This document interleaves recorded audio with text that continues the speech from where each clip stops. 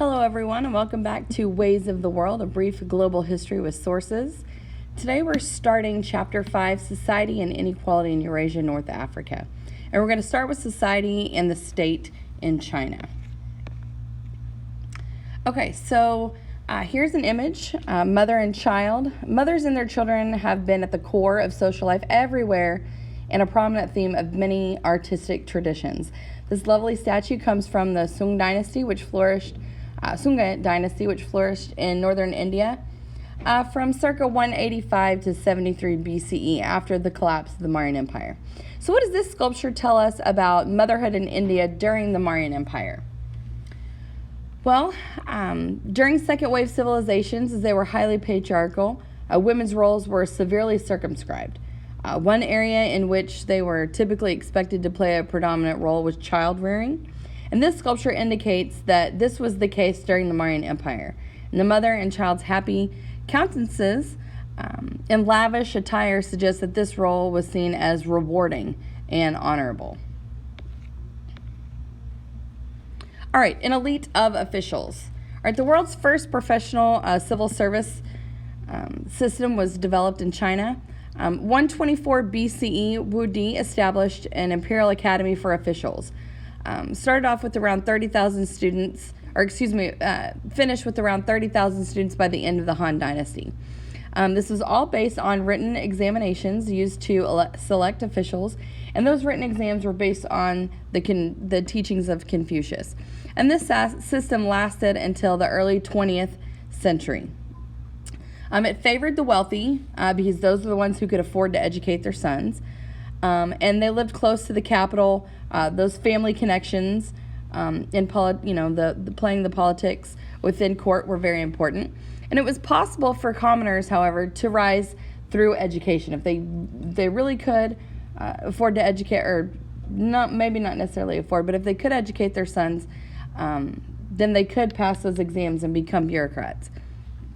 The system developed further in later dynasties, and bureaucrats had great prestige and privilege within Chinese society. All right, the Chinese examination system. The imperial government selected officials through this elaborate system of civil service exams. This Sung dynasty painting shows candidates taking the highest level of these tests, known as the palace exams, at the imperial capital. And their success opened the way to prestigious appointments at the top levels of the Chinese government.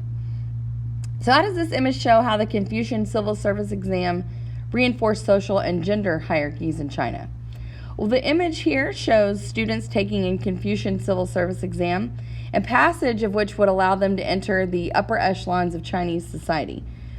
Now, it's important to note that these students are male, reinforcing the patriarchal nature of Chinese society. Moreover, the examiner is in yellow, who likely passed the test many years prior, and thus is already at the top of the social hierarchy. And that's, also think about the special attention and deference that they would receive. He's placed near the center of the image in an elevated position as the student bows to hand his exam, and a servant fans him.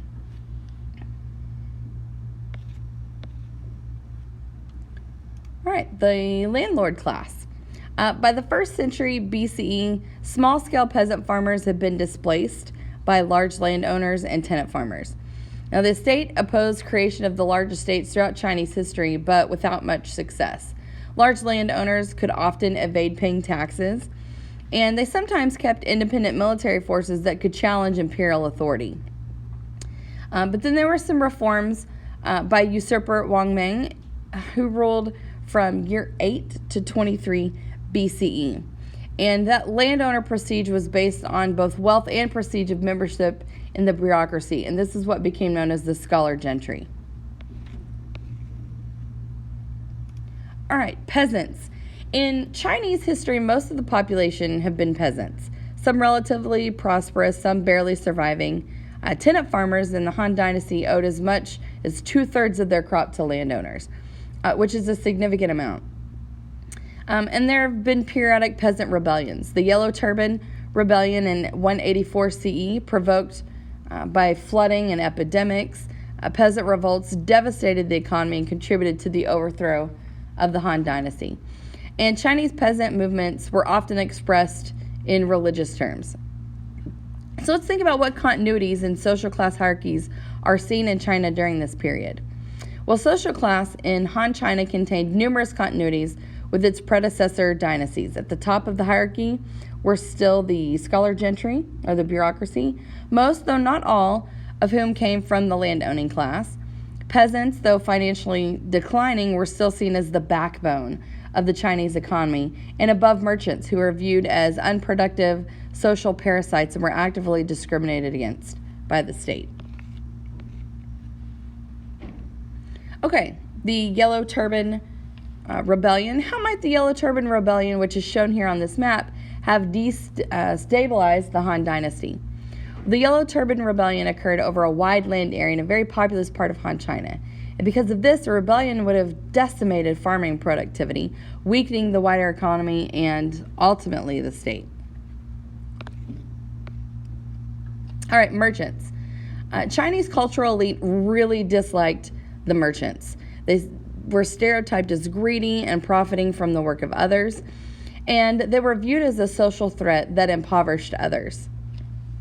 But there were periodic efforts to control merchants.